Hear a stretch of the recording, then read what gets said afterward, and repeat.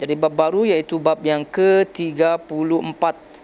Bab yang ke-34 dari kitab Kitab Tauhid Sahih Al-Bukhari.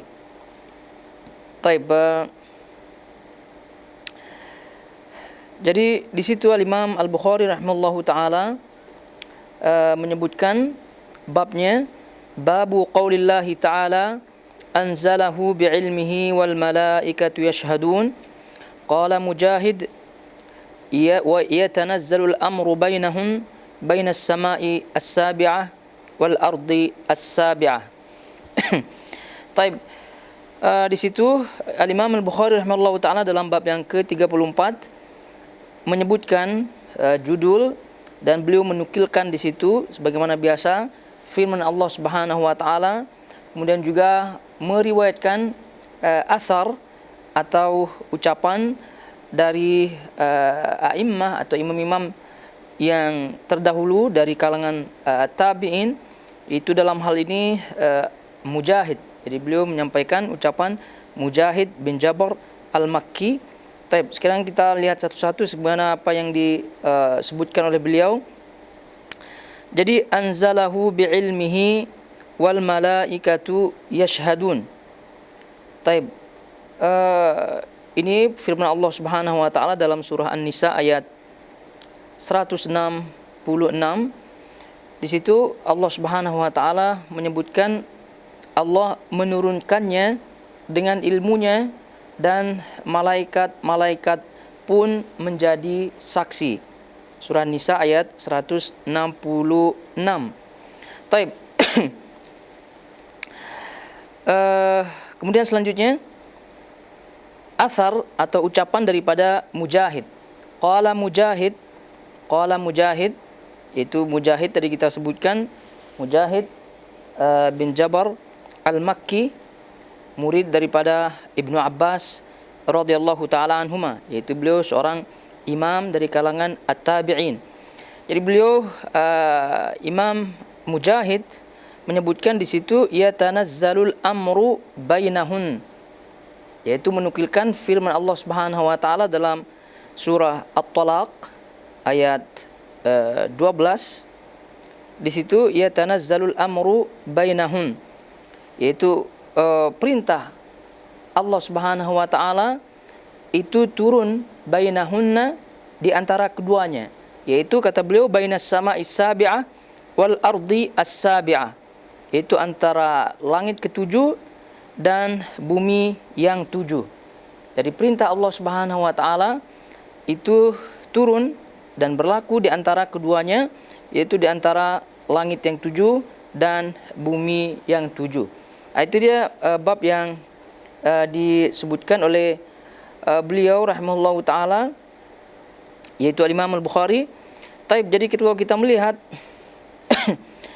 apa yang beliau sebutkan di situ, jadi dalam firman Allah Subhanahu wa taala tadi kita sebutkan, dan di buku terjemahnya juga disebutkan di situ, anzalahu bi'ilmihi wal malaikatu yashhadun.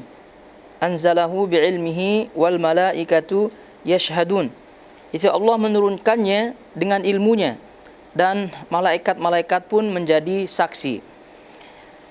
Allah menurunkannya, yaitu menurunkannya, kata ganti dalam hal ini itu adalah Al-Quran. Jadi Allah Subhanahu wa taala menurunkannya, yaitu menurunkan Al-Quran dengan ilmunya, Terus dalam hal ini Syekh Ibnu Utsaimin rahimahullahu taala menyebutkan dalam syarahnya, annalaha ma'nayain.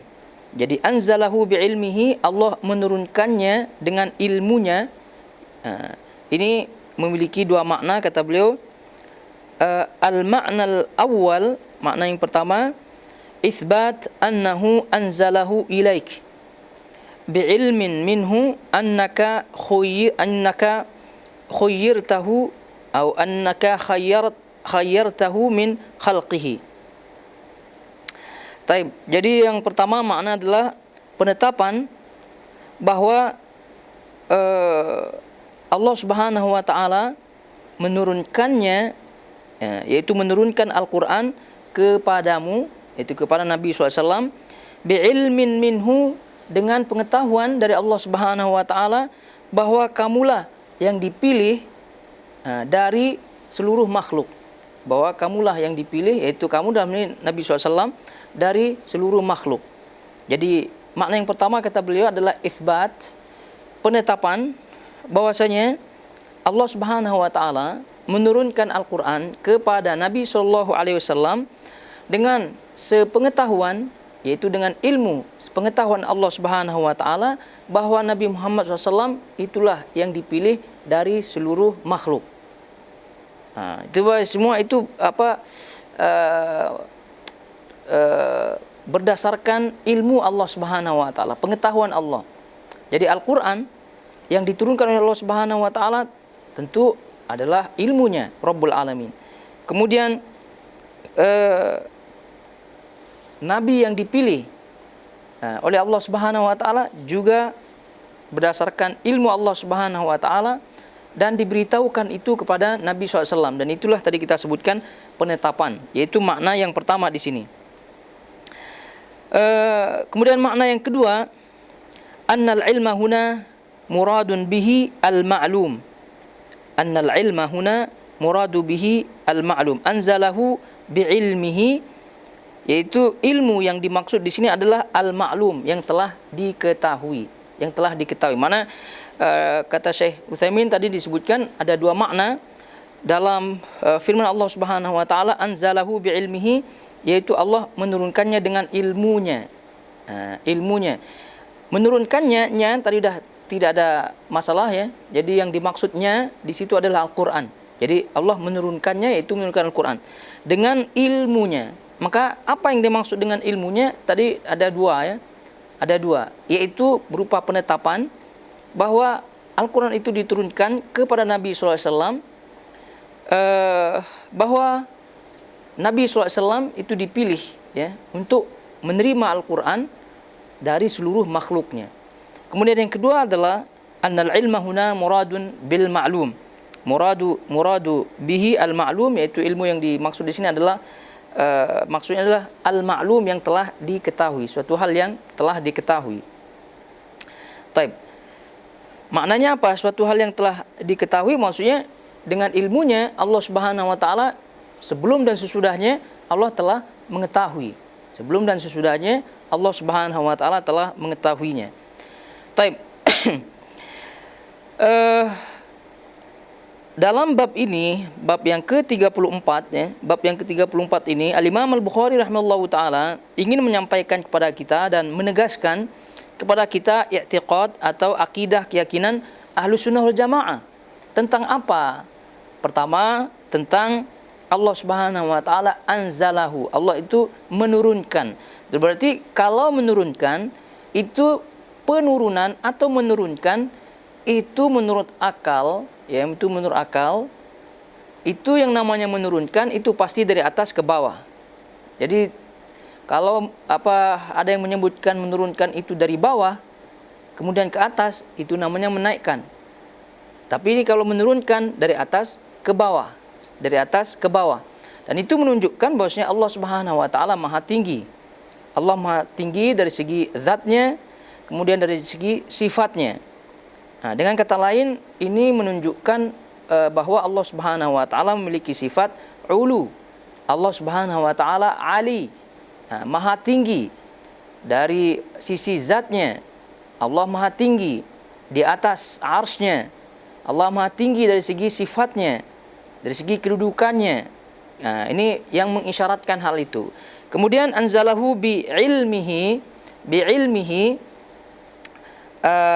menurunkannya itu menurunkan Al-Qur'an dengan ilmunya, Di sini maksud daripada Al-Imam Al-Bukhari rahimahullahu taala menyampaikan bahwasanya Al-Qur'an itu bagian daripada ilmu Allah Subhanahu wa taala.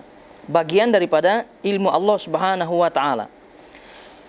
Dari mana diketahui? Bahwasanya diketahui dari apa yang disampaikan oleh Allah Subhanahu wa taala di sini, anzalahu bi ilmihi.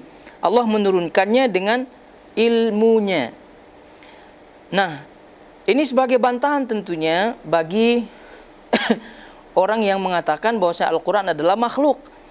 Karena kalau Al-Quran itu makhluk berarti ciptaan. Kalau makhluk itu berarti ciptaan. Nah, kalau ciptaan berarti itu Allah boleh-boleh saja bisa dan kuasa Allah Subhanahu wa taala menciptakannya di mana saja. Tidak perlu dari atas langit, diciptakannya saja di bumi supaya dekat dengan Nabi SAW dan tidak perlu susah payah untuk diturunkan. Jadi kalau makhluk, Al-Quran itu makhluk, itu Allah Subhanahu wa taala tidak perlu berfirman, menyampaikan anzalahu, menurunkannya, menurunkan Al-Quran, menurunkan. Jadi Allah Subhanahu wa taala tidak mengatakan menciptakan. Jadi khalaqal Quran misalnya. Jadi Allah menciptakan Al-Quran untukmu. Nah, itu boleh-boleh saja. Boleh-boleh saja. Nah, tapi tidak demikian. Dan itu menunjukkan bahwasanya ucapan atau keyakinan bahwasanya Al-Quran adalah makhluk adalah keyakinan yang batil. Ayat ini menyebutkan anzalahu, Allah menurunkan. Ya, itu sekali lagi menunjukkan Al-Quran itu bukan makhluk. Karena tadi kita sebutkan Al-Quran adalah bagian daripada ilmu Allah Subhanahu wa taala, dan ini juga sebagai dalil daripada Imam Ahmad rahimahullahu taala yang menyatakan bahwa barang siapa yang meyakini Al-Quran adalah makhluk, maka dia kafir. Maka dia kafir. Jadi Imam Ahmad rahimahullahu taala menyebutkan yang dinukilkan oleh Abdullah, anaknya Abdullah bin Imam Ahmad, dalam kitabnya As-Sunnah, kata beliau Imam Ahmad, man qala Al-Quran makhluk, barang siapa yang mengatakan Al-Quran adalah makhluk, bi anna Al-Quran min ilmillah. Jadi barang siapa yang menyatakan Al-Quran adalah makhluk, maka ketahuilah bahwa Al-Quran itu adalah min ilmillah, dari ilmu Allah, yaitu bagian daripada ilmu Allah. Faman za'ama anna ilmallah makhluk fahuwa kafir. Nah, barang siapa yang meyakini bahwa ilmu Allah Subhanahu wa taala adalah makhluk, maka dia telah kafir. Maka dia telah kafir. Imam Ahmad rahimahullahu taala berdalil dengan firman Allah Subhanahu wa taala dalam surah Al-Imran ayat 61. Beliau berdalil, Imam Ahmad, dengan firman Allah Subhanahu wa taala dalam surah Al-Imran ayat 61, faman hajjaka fihi min ba'di ma ja'aka minal ilmi. Di situ. Jadi siapa yang membantahmu, yaitu Nabi SAW, siapa yang membantah Nabi SAW, siapa yang membantahmu dalam hal ini setelah faman hajjaka min ba'di faman hajjaka fihi min ba'di ma ja'aka minal ilmi. Siapa yang membantahmu dalam hal ini setelah kamu, setelah engkau, yaitu Nabi SAW, memperoleh ilmu. Faman hajjaka fihi min ba'di ma ja'aka minal ilm. Barang siapa yang membantahmu dalam hal ini setelah engkau memperoleh ilmu. Jadi ilmu yang dimaksud di sini, kata Imam Ahmad, adalah Al-Quran. Karena ilmu yang diberikan Allah Subhanahu wa taala kepada Nabi SAW itu tentu Al-Quran. Tentu Al-Quran itu sebagai hujjah yang boleh dibaca, yang boleh dipelajari. Kalau ilmu-ilmu yang lain, ya, yang tidak nampak, itu lain cerita. Tapi ini yang dimaksud adalah ilmu yang nampak, yang bisa dijadikan hujjah. Jadi oleh itu yang disebutkan oleh Imam Ahmad rahimahullahu taala. Jadi kata beliau rahimahullahu taala tadi dah jelas ya. Barang siapa yang mengatakan Al-Quran adalah makhluk, maka ketahuilah Al-Quran itu adalah bagian daripada ilmu Allah. Nah, barang siapa yang menyatakan ilmu Allah adalah makhluk, maka kafir. Ya, karena kalau dah meyakini bahwa ilmu Allah adalah bagian daripada sifat Allah, maka ibarat dia mengatakan sifat Allah adalah makhluk. Jadi kita ulangi supaya paham apa yang disebut oleh Imam Ahmad. Jadi kenapa batil atau kufur ucapan ucapan Al-Quran adalah makhluk. Jadi sebagaimana kata Imam Ahmad tadi, bahwa Al-Quran itu adalah bagian daripada ilmu Allah. Nah, kalau dah bagian daripada ilmu Allah, maka Al-Quran itu adalah bagian daripada sifat Allah. Ilmu merupakan sifat. Dan kita yakini bersama Allah alim. Alim di antara namanya adalah alim, maha mengetahui. Tentu terkandung sifat di dalamnya pengetahuan, yaitu ilmu. Maka ilmu Allah Subhanahu wa taala adalah sifatnya. Nah, barang siapa yang mengatakan Al-Quran adalah makhluk, maka dia mengatakan sifat Allah Subhanahu wa taala adalah makhluk. Kan tidak masuk akal, tidak mungkin. Nah, ini dari satu sisi. Dari sisi lain dah kita mendapatkan bahwasanya Al-Quran adalah bagian daripada kalamullah. Jadi yang tepat adalah Al-Quran itu adalah kalamullah dan merupakan ilmunya. Jadi mungkin ada di antara kita yang masih belum paham kenapa begitu tidak boleh disebut makhluk. Begitu, Al-Quran itu tidak disebut makhluk. Kenapa harus kalam? Mungkin kalau kalam dia tidak nyambung sekali. Letak sisi kesalahannya, letak sisi kebatilannya. Kalau disebut Al-Quran adalah kalamullah, ya, oke, kalamullah. Tapi kenapa pula kita tidak boleh menyebutkan Al-Quran adalah makhluk? Itu susah mau dijawab, gitu kan? Jadi jawabannya seperti apa yang disebut oleh Imam Ahmad. Jadi kenapa harus meyakini Al-Quran adalah kalamullah? Karena kalau kalamullah itu sejalan dengan ilmunya. Karena kalam dengan ilmu sama-sama sifat. Jadi kalau sama-sama sifat berarti tidak diciptakan, bukan makhluk. Tapi mengatakan Al-Quran adalah makhluk, ini sangat-sangat bertentangan. Karena makhluk ilmu tadi kita sebutkan sifat Allah Subhanahu wa taala, kemudian menyatakan makhluk Al-Quran, sama saja menyatakan bahwa ilmu Allah yang merupakan sifatnya adalah makhluk. Dari sisi inilah kebatilan ucapan yang mengatakan bahwasanya Al-Quran adalah makhluk. Jadi ini dia. Jadi ini yang disampaikan oleh Al-Imam Al-Bukhari ingin beliau sampaikan dalam firman Allah Subhanahu wa taala, anzalahu bi'ilmihi wal malaikatu yashhadun. Lalu kemudian kita berpindah masih dalam judul babnya, ya. Masih dalam judul babnya, yaitu ucapan Mujahid bin Jabr Al-Makki. Kita sebutkan tadi bahwa Allah Subhanahu wa taala qala Mujahid mengatakan yatanazzalul amru bainahunna. Tadi kita sebutkan dalam surah At-Talaq ayat 12. Jadi kalau kita membaca surah Talaq ayat 12, di situ disebutkan Allahul ladzi khalaqa sab'a samawat wa minal ardi mithlahun yatanazzalul amru bainahun. Allah lah yang menciptakan 7 lapis langit.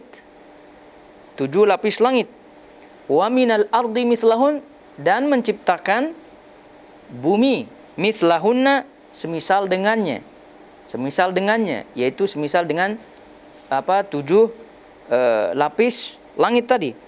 Yatanazzalul amru bainahun.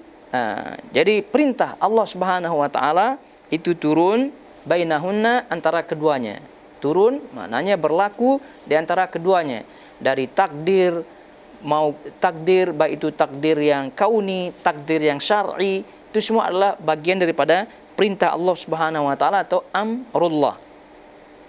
Nah, tentu apa yang disebutkan oleh Mujahid di sini, poinnya adalah yatanazzalul amru bainahun, yaitu perintah Allah Subhanahu wa taala itu turun di antara keduanya. Jadi kalau sudah menyebutkan turun, berarti menunjukkan ada tinggi di situ. Karena turun adalah tadi kita sebutkan dari tinggi ke bawah, dari atas ke bawah. Dan ini sekaligus menyampaikan bahwa Allah Subhanahu wa taala Maha tinggi, alim, dan memiliki sifat ulu, yaitu maha tinggi.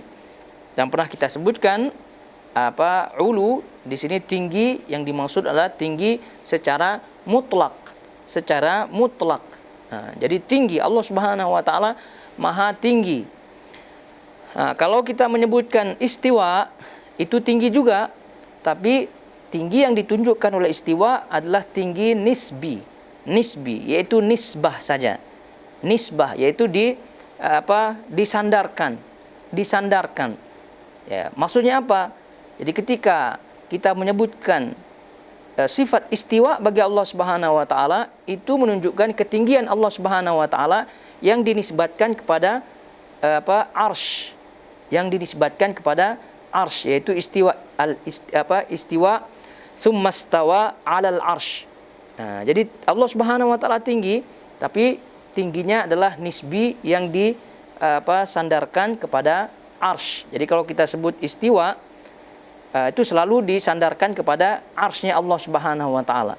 Namun tentunya ketinggian Allah Subhanahu wa taala di atas arsy-nya bukan berarti di atas arsy seperti orang duduk sebagaimana kita sebutkan. Jadi ketinggian Allah Subhanahu wa taala di atas arsy itu wallahu a'lam. Yang jelas tingginya Allah Subhanahu wa taala sejalan dengan sifat ulu, tinggi yang mutlak. Karena tadi dah kita sampaikan ketinggian, sifat tinggi, sifat ulu bagi Allah Subhanahu wa taala ada dua, ada sifat yang mutlak, maka itu yang tunjukkan oleh namanya al-ali, ulu mutlak, di atas langit. Kemudian ada yang ulu nisbi namanya, tadi dinisbatkan kepada arsy, namun dua-dua ini tidak bertentangan satu sama lainnya, karena ketika kita menyebutkan ketinggian Allah Subhanahu wa taala yang dinisbatkan kepada arsy, itu juga masuk di dalamnya ketinggian yang mutlak. Karena ketika kita menyebutkan arsy, kita tidak tahu apakah di mana tempatnya Allah Subhanahu wa taala, apakah menempel di arsy apa tidak, itu wallahu alam. Yang jelas Allah Subhanahu wa taala itu ba'in min khalqihi, terpisah dengan makhluknya. Itu yang harus diyakini sebagaimana kata imam-imam Ahlussunnah Jamaah, bahwa ketinggian Allah Subhanahu wa taala baik yang mutlak ataupun yang dinisbatkan kepada arsy dengan sifatnya istiwa, itu semua didasari dengan Allah Subhanahu wa taala ba'in min khalqihi, terpisah daripada makhluknya. Ya, kenapa kaidah atau keyakinan penyebutan Allah Subhanahu wa taala terpisah daripada makhluknya? Untuk membantah orang-orang yang mengatakan bahwa fulan mujassimah gitu, Wahabi mujassimah, Salafi mujassimah, yaitu mentajsim, menjasadkan Allah, menyerupakan Allah dengan makhluknya. Istiwa itu dikatakan bersemayam, duduk dan seterusnya. Nah, ini akidah Ahlussunnah Jamaah yang benar adalah ketika menyebutkan sifat tinggi bagi Allah Subhanahu wa taala, baik tinggi yang mutlak, ulu, atau sifat istiwa bagi Allah Subhanahu wa taala, itu didasari dengan keyakinan bahwa Allah Subhanahu wa taala ba'inun min khalqihi, terpisah daripada makhluknya. Nah, maka kalau Allah Subhanahu wa taala telah kita yakini terpisah dengan makhluknya, berarti di mana Allah Subhanahu wa taala? Yang jelas terpisah dengan makhluknya, wallahu alam. Di luar makhluknya, wallahu alam. Nah, terus kemudian kenapa disebutkan arsy? Arsy-nya bukannya makhluk, berarti bukannya Allah Subhanahu wa taala di atas arsy. Kita menyatakan Allah Subhanahu wa taala di atas arsy, bukan berarti Allah tidak terpisah dengan arsy. Kan tadi kita sebutkan ya, sifat tinggi yang mutlak maupun tinggi yang dinisbatkan kepada arsy, itu semua didasari bahwa Allah Subhanahu wa taala terpisah dengan makhluknya. Jadi kita menyebutkan istiwa di atas arsy bagi Allah Subhanahu wa taala, itu tidak menunjukkan Allah Subhanahu wa taala bersatu dengan makhluknya. Tidak. Jadi tetap kita yakini Allah Subhanahu wa taala terpisah dengan makhluknya, terpisah dengan arsy itu. Jadi tidak bersemayam, tidak duduk dan seterusnya. Tapi kenapa disebutkan? Disebutkan karena menunjukkan Allah Subhanahu wa taala di atas arsy, tapi terpisah dengan arsy. Di atas arsy tapi terpisah dengan arsy, dan disebutkannya arsy karena arsy itu adalah makhluk Allah yang paling besar, Dan itu sekaligus menunjukkan bahwasanya ars itu memiliki kedudukan yang tinggi. Jadi disebutkan ars karena ars itu memiliki kedudukan yang tinggi dan juga makhluk yang paling besar. Jadi ada kemuliaannya di situ, maka disebutkan dia ars. Itu dia kaidah-kaidah seperti itu harus diingat di luar kepala ya, sehingga syubhat-syubhat yang sepertinya mendalam, sepertinya dengan ucapan-ucapan yang mantik ya, ucapan-ucapan yang ini panjang lebar dan seterusnya. Dan kalau kita memegang kaidah-kaidah Ahlussunnah Jamaah dalam bab ini, maka semua insyaallah biidznillah boleh dibantah. Jadi dipegang baik-baik, jadi supaya syubhat-syubhat yang seperti macam-macam ahlu kalam dan seterusnya itu bisa dibantah. Jadi taib. Dan pernah kita sebutkan berkaitan dengan sifat istiwa, itu ucapan bersemayam kan alih bahasa kita ya, terjemahan kita. Oleh karena itu kalau terjemahan tersebut sekira itu boleh salah difahami, jangan pakai. Nanti pula dipakai sebagai sebagai dalil bagi ahlu kalam ya, untuk menyatakan bahwasanya kita ini mujassimah dengan bukti bahwasanya mereka mengatakan Allah bersemayam di atas ars. Dan bersemayam itu kan ibaratnya maknanya adalah duduk. Seperti itu ya, mirip-mirip seperti itulah makna bahasanya. Tapi ingat, itu bahasa kita, bahasa Indonesia. Berarti itu alih bahasa namanya.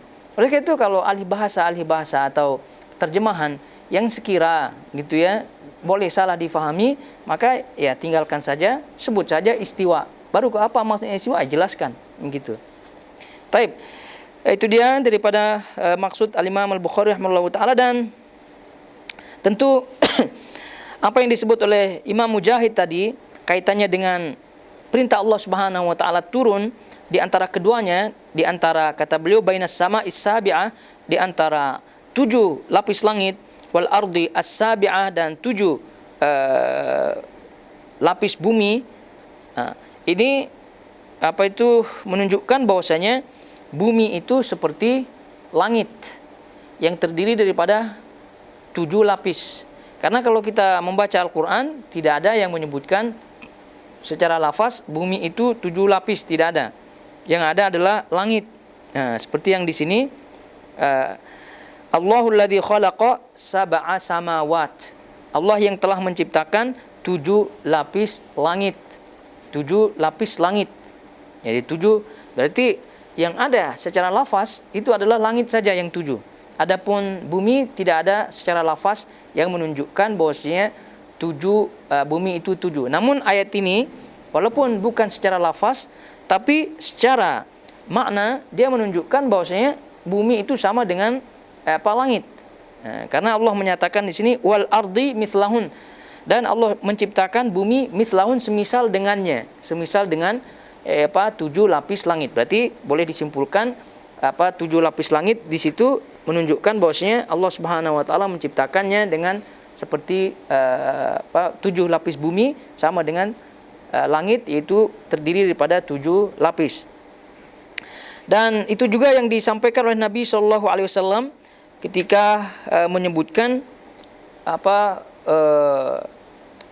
balasan atau ancaman bagi orang yang mengambil, bagi orang yang mencuri batas-batas tanah. Jadi Nabi SAW menyebutkan maniq tata'a minal ardi shibran tawaqahu yaumal qiyamati min sab'i aradina. Ini juga hadis diriwayatkan oleh Imam Bukhari. Barang siapa yang mengambil maniq tata'a minal ardi, barang siapa yang mengambil sebagian tanah, ya mungkin saja mengambil bagian tanah, maksudnya batas-batasannya diganti supaya tanahnya lebih luas dan seterusnya. Barang siapa yang mengambil sebagian tanah, ya tentu dengan zalim, shibron,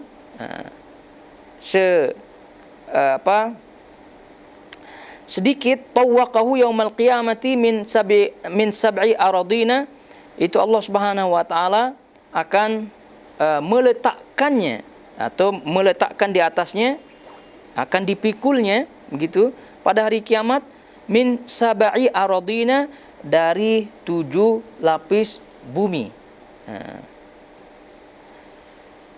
Jadi itu dia. Jadi barang siapa yang mengambil sebagian tanah dengan zalim, shibron. Jadi shibron saja ini, yaitu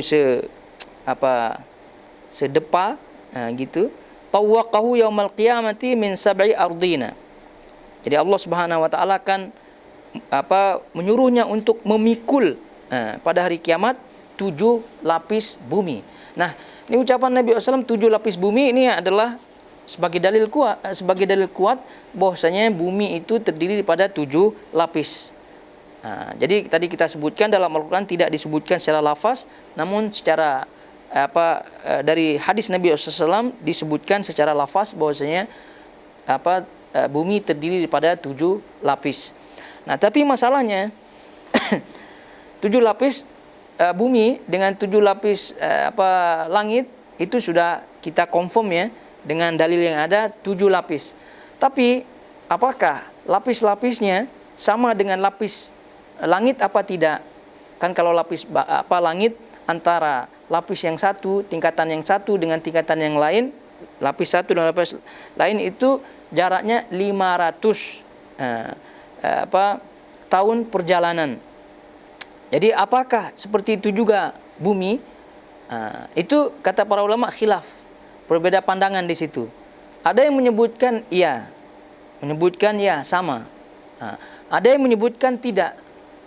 Khilaf para ulama, dan itu disebutkan oleh Imam At-Tabari rahimahullahu taala bahwa apakah lapisan-lapisan bumi itu sama dengan lapisan langit dari segi jarak. Tadi kalau kita sebutkan 500 tahun antara satu lapis dengan lapis yang lain. Apakah begitu juga bumi? Ada yang menyebutkan tidak. Ya, ada yang menyebutkan tidak, ada yang menyebutkan sama. Yang sama menyebutkan bahwasanya itu kan Allah menyebutkan mithlahun, semisal dengannya. Berarti kalau menyebutkan semisal dengannya berarti semuanya sama. Ada yang menyebutkan karena tidak ada dalil yang menyebutkan bahwasanya bumi itu lapisnya berjarak 500 tahun ke bawah. Itu tidak bisa ditetapkan demikian, katanya. Tidak bisa ditetapkan demikian karena apa? Karena tidak ada dalilnya. Kalau langit itu sudah jelas ada dalilnya. Jaraknya sekian. Tapi kalau bumi tidak. Dan itu yang pendapat Imam Ad-Dhahhak dari kalangan salaf, bahwasanya beliau menyampaikan tidak demikian, tidak sama lapisan-lapisannya dengan langit. Jadi bumi itu kata beliau rahimahullahu taala itu tidak berlapis, maksudnya lapisannya tidak berjarak, yaitu langsung berhimpitan. Jadi dihitung lapis ya, tapi berhimpitan satu sama lainnya, katanya. Ya, tidak seperti langit. Kenapa demikian? Karena tidak ada dalil yang menunjukkan bahwasanya dia lapisannya seperti lapis langit. Jadi wallahu a'lam. Ya, ini sekedar pengetahuan saja. Taib. Kita sekarang masuki hadis yang pertama dari bab ini.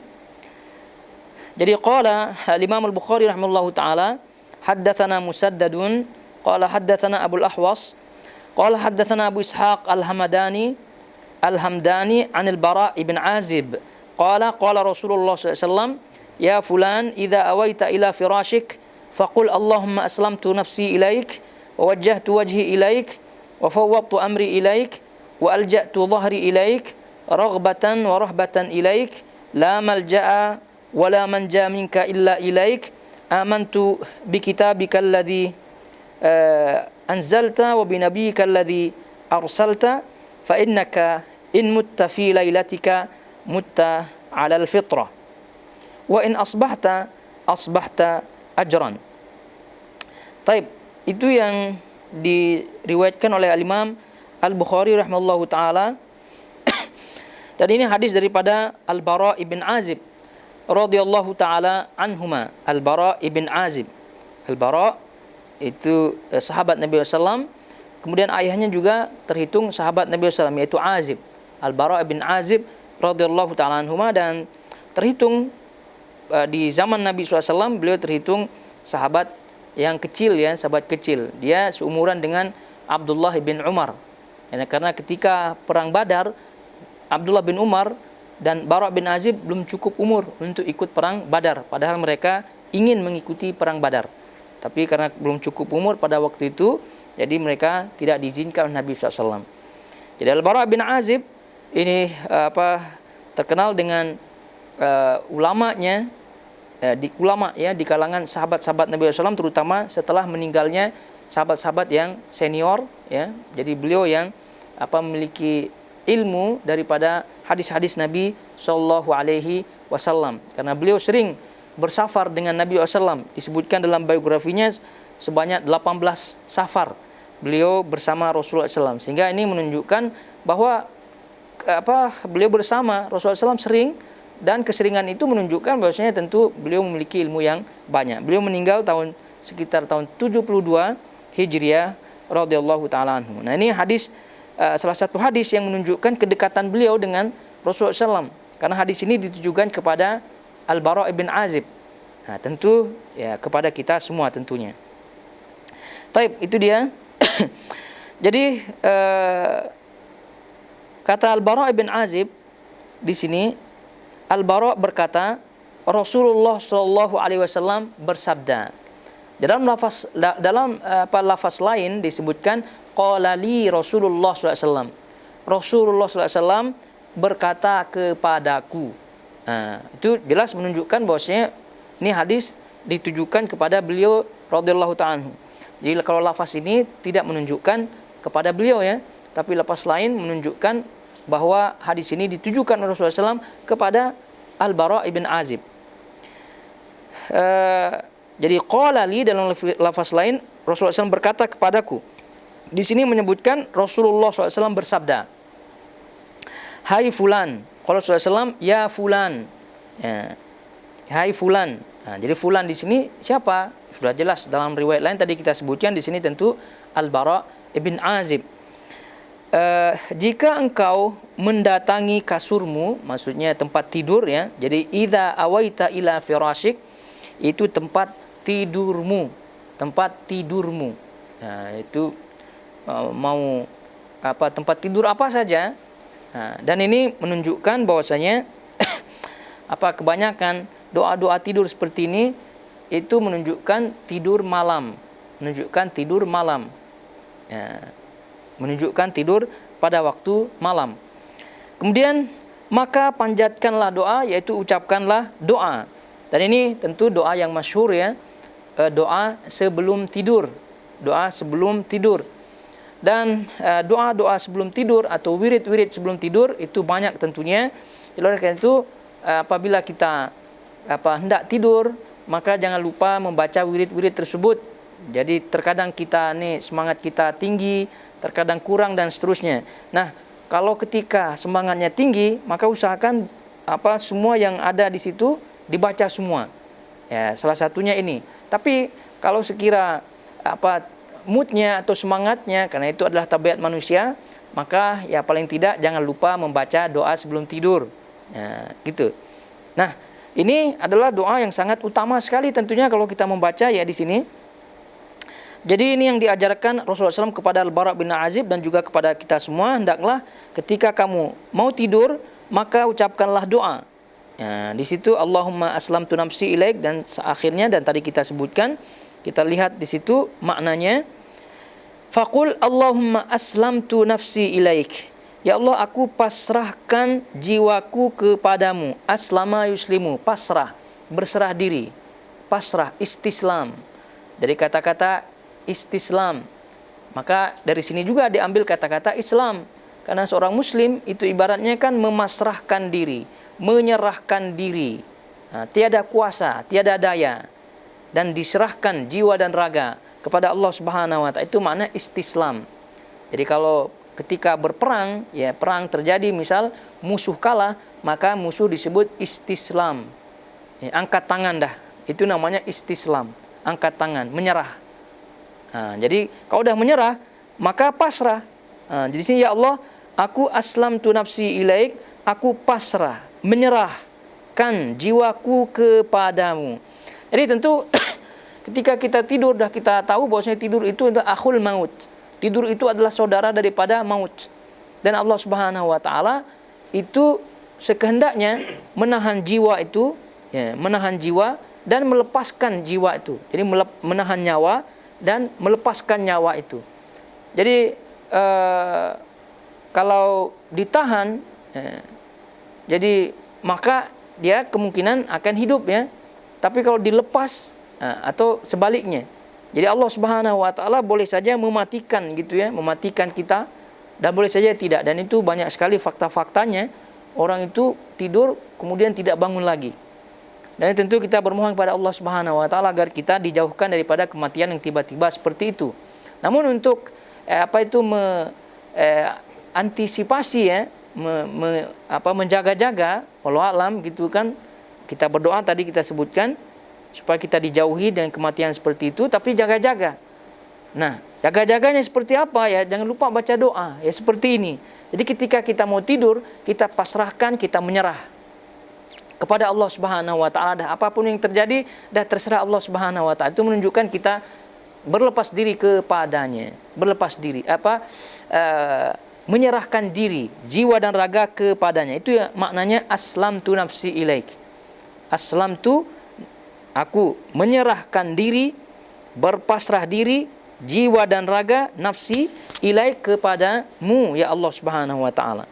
Kemudian selanjutnya, wawajjahtu wajhi ilaik, dan kuhadapkan wajahku kepadamu. Wawajjahtu wajhi ilaik, dan aku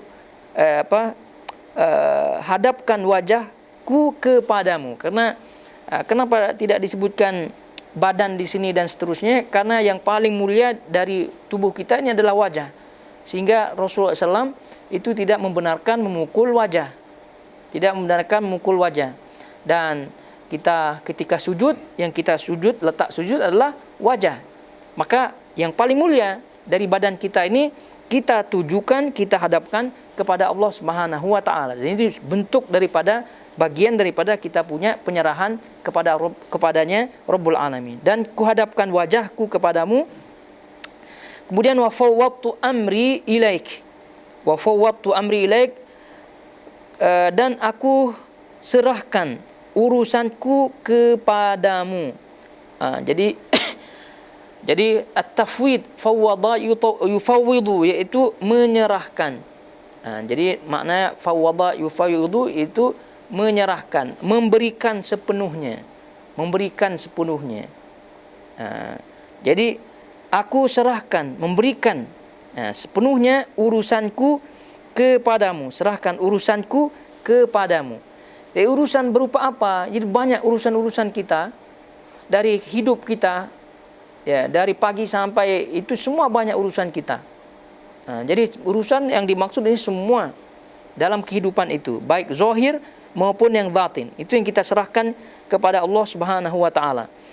Kemudian wa alja'tu dhahri ilaik.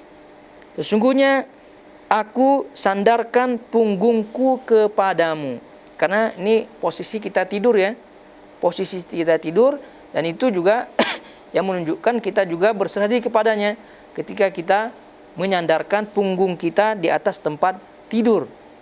Sesungguhnya tidak dan aku sandarkan punggungku kepadamu. Kemudian wa raghbatan wa rahbatan ilaik. Sesungguhnya aku sandarkan punggung kepadamu dengan disertai apa? Disertai rasa apa?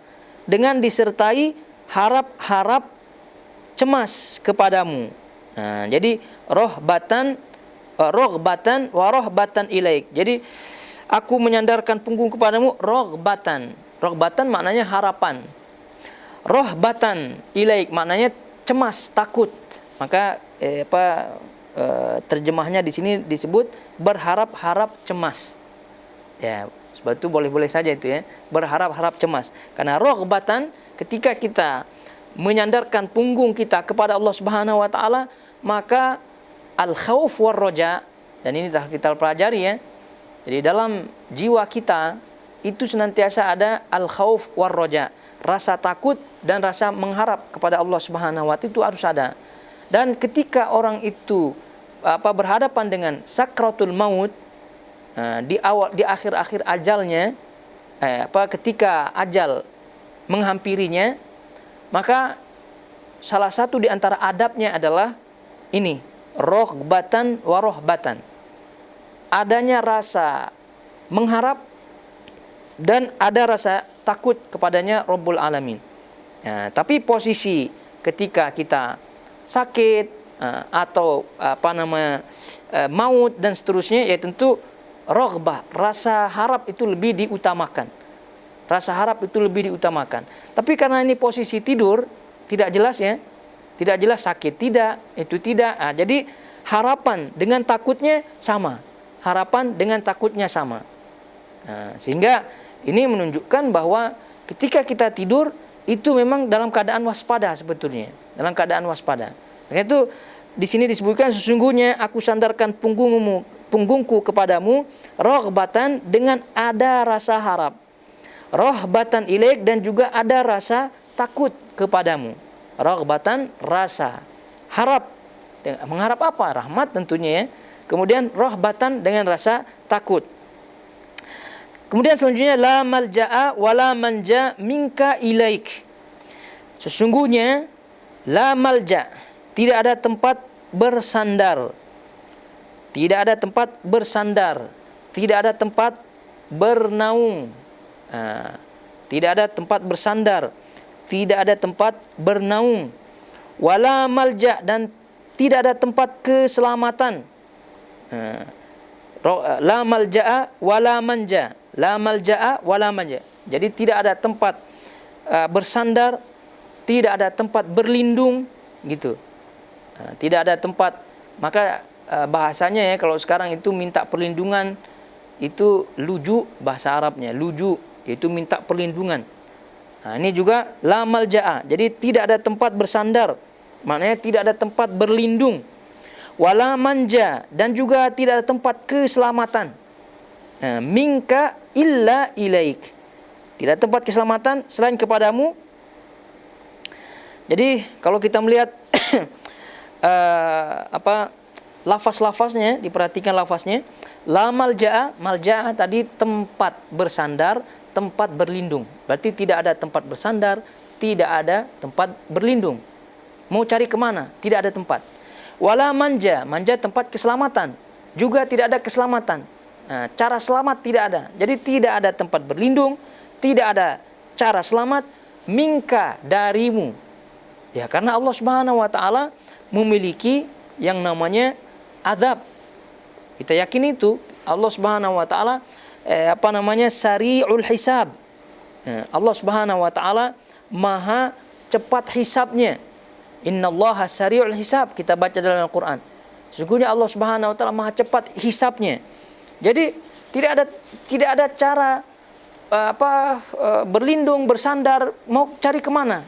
Sebab itulah disebutkan di sini la malja'a, tidak ada tempat bersandar, tidak ada tempat berlindung, wala manja, dan juga tidak ada cara selamat minka, darimu, dari Allah Subhanahu wa taala. Kenapa? Karena Allah itu ada azabnya, Allah ada hisabnya. Jadi tidak ada tempat untuk kita celah untuk selamat. Minka illa ilaik, kecuali kepadamu juga. Jadi paham ya maksudnya, kecuali kepadamu.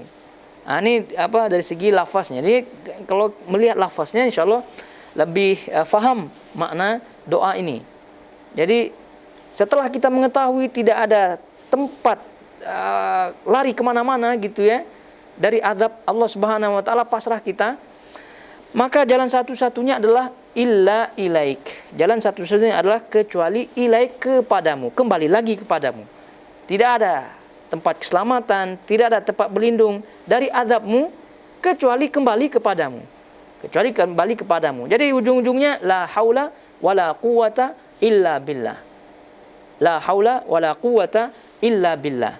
Dan itu yang disampaikan dalam doa ini.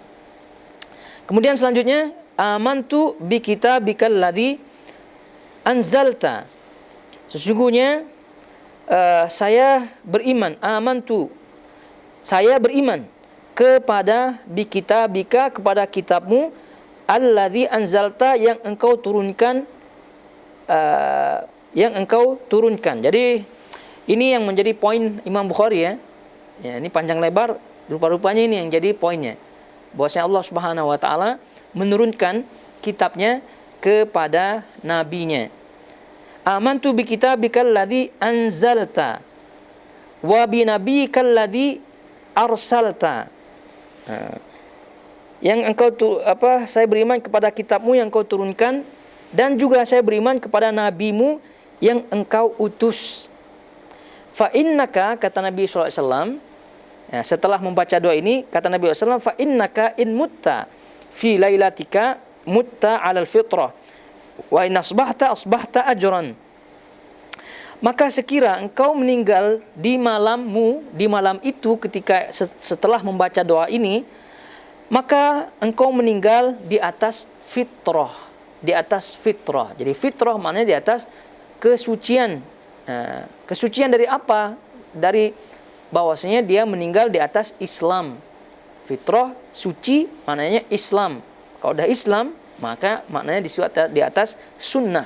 Bi'idnillahi ta'ala. Engkau meninggal di atas fitrah, yaitu di atas Islam. Berarti dia husnul khatimah. Dan jika engkau meninggal pagi harinya, jika engkau hidup, yakni wa in asbahta, jadi jika kamu asbahta menemui waktu pagi, maknanya masih hidup, asbahta ajran, kamu mendapat pahala. Kamu mendapat pahala. Jadi wa in mutta fi lailatika, jika kamu meninggal pada malammu, pada malam itu, maka meninggal di atas fitrah, di atas Islam, husnul khatimah.